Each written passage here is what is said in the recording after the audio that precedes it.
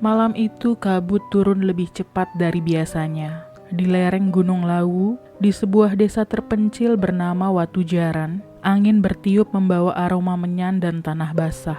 Suara gemeretak bambu tua di pekarangan rumah tua menambah sunyi yang menggema, seolah seluruh alam menahan nafas.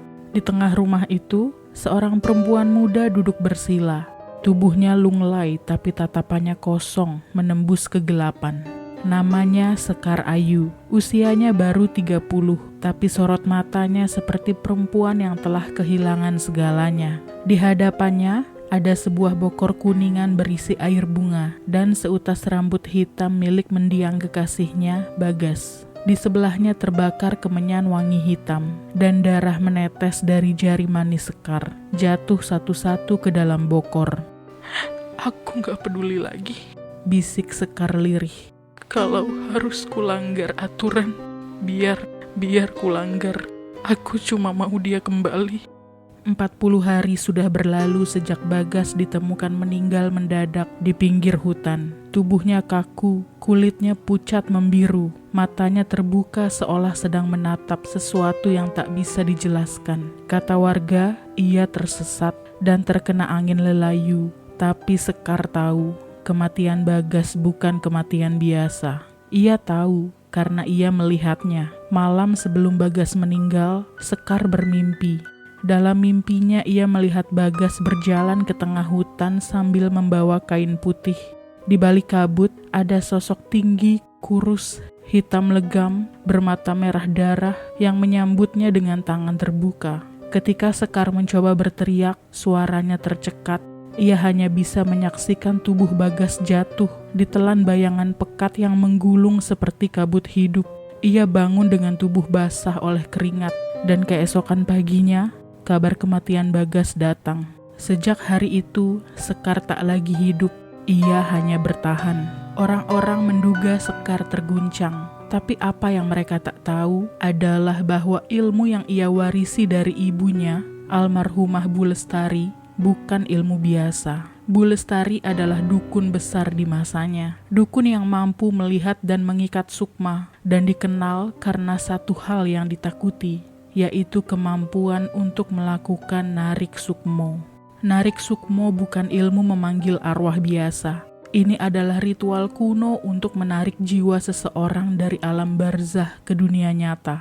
Bukan sekedar menjadi roh gentayangan, tapi sebagai entitas yang bisa tinggal di antara hidup dan mati.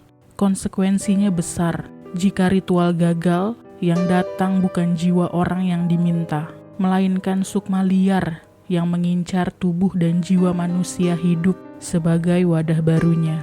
Dan Sekar, dalam keputusasaannya, memilih mengabaikan semua peringatan. Malam itu tepat bulan mati. Sekar mulai membaca mantra yang ia hafal sejak kecil. Dari catatan ibunya yang terkunci rapat dalam peti kayu warisan keluarga. Kata-kata yang tak boleh sembarang diucapkan, kini meluncur dari bibir Sekar dengan lancar. Kulo narik sukmo kang ilang. Kulo nyuwun bali roh Bagas, kekasih kulo. Ojo nganti nyasar, ojo nganti nyusup. Bali nganggo cahya panggonan. Suara angin berhenti. Sejenak seluruh desa terasa beku. Tiba-tiba lilin di depan Sekar padam, meski tak ada hembusan angin. Kemenyan berhenti mengepul. Lalu dari balik bokor, air bunga bergolak pelan. Rambut di dalamnya tampak bergerak sendiri. Sekar pun membuka mata. Bagas? Tak ada jawaban. Tapi di belakangnya, terdengar lantai kayu tua berderit seperti ada yang melangkah mendekatinya. Sekar berbalik tapi ruangan kosong. Ia bangkit dengan langkah gemetar, menatap ke seluruh penjuru rumah. Tak ada siapa-siapa, tapi hawa dingin menempel di kulitnya seperti kabut lembab. Ia menelan ludah, lalu menatap ke cermin tua peninggalan ibunya. Dan saat itulah ia melihatnya, Bagas. Tapi bukan Bagas yang ia kenal. Wajah itu pucat, matanya hitam legam tanpa cahaya. Mulutnya menyunggingkan senyum lebar yang tak wajar. Bagas, bisik Sekar. Sosok itu hanya tersenyum. Bibirnya tak bergerak, tapi suara Bagas terdengar dalam kepala Sekar. Kowe sing nyebut aku. saiki aku balik. Besoknya, warga geger. Sinta adik Sekar ditemukan meninggal di sumur tua dekat rumah mereka. Tubuhnya terapung dengan mata terbuka, dan senyum aneh di bibirnya persis seperti Bagas.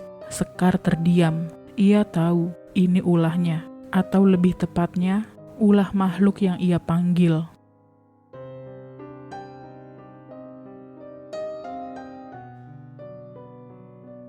Berita kematian Sinta adik Sekar menyebar cepat seperti angin buruk. Warga desa mulai berbisik-bisik. Rumah Sekar dianggap membawa sial. Bahkan suara gamelan yang samar terdengar di malam hari dari arah rumahnya makin membuat warga yakin bahwa ada yang tak beres. Mereka memanggil Mbah Wiryo, sesepuh desa dan mantan murid ibunya Sekar. Malam itu Mbah Wiryo mendatangi rumah Sekar dengan membawa 2 kantong kecil, satu berisi garam gunung dan satu lagi kembang setaman 7 rupa. Begitu masuk rumah, wajahnya langsung tegang. Aku ndelok cahaya ireng ngubengi omah iki. Kowe wis narik duduk sukmu Bagas. Kowe narik sukmu liar sing gelek nganggo rupa kekasihmu. Sekar menunduk, tubuhnya gemetar. Aku cuma pengen dia kembali. Ilmu narik sukmo kui kudu karo syarat. Tegas Mbah Wiryo. Sukmo sing ditarik kudu tulus kerso balik. Yen ora sing teko mung wadah kosong. Sukmo penasaran, utawa malah lembut kang nginceng awakmu. Mbah Wiryo mulai membaca doa-doa. Ia menaburkan garam ke seluruh penjuru rumah. Tapi saat ia sampai ke kamar Sekar, pintunya tertutup sendiri dengan keras. Dari balik pintu, terdengar suara seperti gamelan ditabuh cepat, dan suara tawa aneh, berat, menyeramkan. Lungguh, ojo mlebu, teriak Mbah Wiryo sambil mencipratkan air kembang. Tapi terlambat, pintu kamar mendadak terbuka sendiri. Angin hitam menyapu ruangan, memadamkan lampu minyak. Dalam gelap, sosok hitam tinggi, bermata merah, berjubah kain kafan yang compang-camping, muncul dari balik bayangan. Wajahnya menyerupai Bagas, tapi matanya bukan manusia. Suaranya bergema seperti datang dari dalam gua. Sekar wis janji karo aku. Saiki awakmu dadi wadahku. Tubuh Mbah Wiryo terpental ke dinding, darah mengalir dari hidungnya. Sekar menjerit dan mencoba lari, tapi langkahnya terasa berat. Udara di sekitarnya berubah seperti lumpur yang menghisap. Malam itu Mbah Wiryo meninggal. Warga menemukannya keesokan pagi dengan posisi bersila di depan rumah Sekar. Mata terbuka, mulut tersenyum kaku. Sekar mengunci diri. Hari-hari berikutnya, satu persatu warga mulai menghilang. Anak-anak bermimpi buruk, gamelan terdengar setiap malam. Beberapa orang melihat Sekar berdiri di atap rumahnya tengah malam, menari dengan gerakan lambat seperti tarian Jawa kuno. Padahal Sekar mengaku tidak keluar kamar. Desa Watu Jaran perlahan menjadi kampung sunyi. Dalam kesendirian dan rasa bersalah, Sekar menyadari satu hal. Ia harus mengakhiri semua ini. Ia membuka kembali buku warisan ibunya. Di halaman terakhir, ada catatan dengan tinta merah darah. Narik sukmo mung bisa dilawan, kanthi narik sukmo awaken dewe. Narik sukmo hanya bisa dilawan dengan menarik sukmo diri sendiri. Sekar mengerti, ia harus mengorbankan dirinya sendiri, menarik jiwanya untuk menggantikan roh jahat yang telah ia panggil. Tapi itu bukan sekedar bunuh diri, ia harus masuk ke dunia antara, ke batas antara hidup dan mati. Lalu mengikat arwah jahat itu kembali dengan tubuh dan jiwanya sendiri sebagai kurungan. Ia mempersiapkan malam purnama berikutnya. Rumahnya ia bersihkan, bokor kuningan disiapkan kembali. Darah ia ambil dari nadi tangannya, lebih dalam kali ini. Dan ia menyulam pakaian putih dari kain kafan ibunya sebagai bekal perjalanan. Malam itu Sekar duduk bersila. Di sekelilingnya, lingkaran garam dan abu dupa membentuk segel. Ia membaca mantra yang terbalik, mantra pembalik narik sukmo. Angin berdesir keras, kabut masuk dari celah-celah rumah. Lalu bayangan hitam muncul lagi, lebih besar, lebih kuat, dan marah. Kowe durhaka, kowe sing ngundang aku. Saiki ora iso mundur. Sekar menjerit, tapi mulutnya tertutup kabut. Dadanya ditekan oleh tangan tak kasat mata. Tapi saat itu, ia memejamkan mata, menyerahkan dirinya, dan berkata dalam hati, Bagas, aku datang bersamamu sekarang. Tubuh Sekar gemetar hebat, lalu diam. Saat pagi tiba, rumah Sekar kosong. Warga hanya menemukan bokor berisi air merah dan bunga yang sudah layu. Cermin di dalam kamar retak 1000, tapi tidak ada jasad Sekar, tidak juga jejak pertarungan. Hanya suara gamelan berhenti. Kini bertahun-tahun kemudian, rumah Sekar masih berdiri di pinggir desa. Terkunci rapat, ditumbuhi ilalang tinggi. Warga tak berani mendekat, tapi di malam-malam tertentu, jika warga berjalan terlalu dekat, mereka bisa mendengar suara lembut seorang perempuan menari sambil bersenandung lagu Jawa tua. Lir ilir.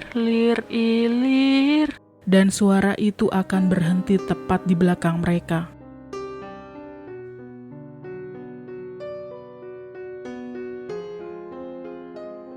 Tiga hari setelah hilangnya Sekar Ayu, hujan turun deras di desa Watu Jaran. Tanah becek dan kabut tebal menyelimuti jalan-jalan kecil. Tak ada yang berani menyentuh rumah Sekar. Para tetua desa memutuskan untuk menutup kawasan itu secara adat, menanam sesajen, dan menabur garam di tiap sudutnya. Namun di balik semua itu, ada satu orang yang masih menyimpan kunci kebenaran. Namanya Nyi Murni, saudara seperguruan Bu Lestari dulu, yang kini tinggal di desa seberang, jauh dari keramaian.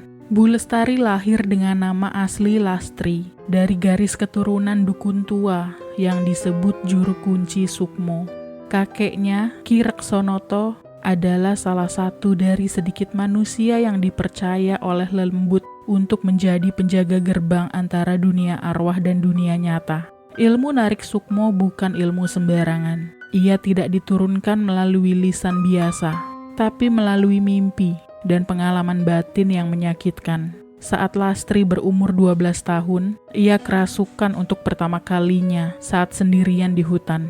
Ia melihat dunia lain, jalanan dari tanah darah, sungai dari air mata, dan pohon-pohon yang berbisik dalam bahasa kuno. Di sanalah ia bertemu dengan sesosok penari bertopeng putih yang memegang cermin dan berkata, Kowe bakal narik, kowe bakal ganti, kowe ora mengundang, nanging dadi jembatan. Sejak itu, Lastri menjalani masa pelatihan berat di bawah pengawasan Ki Reksonoto. Ia diajarkan cara memanggil sukma, membedakan roh penasaran dan sukma sejati, serta bagaimana mengunci roh jahat dengan tubuh manusia sebagai media sementara.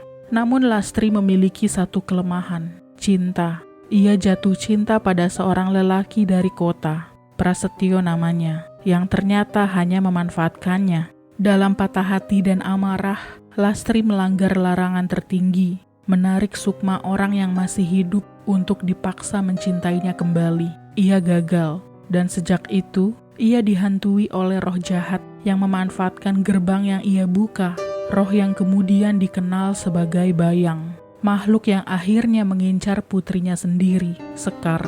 Lastri menyadari kesalahannya, dan seumur hidup berusaha mengunci kembali ilmu narik Sukmo dalam tubuhnya. Ia memilih menyendiri, menikah dengan warga biasa, dan berharap anaknya tak mewarisi ilmu itu.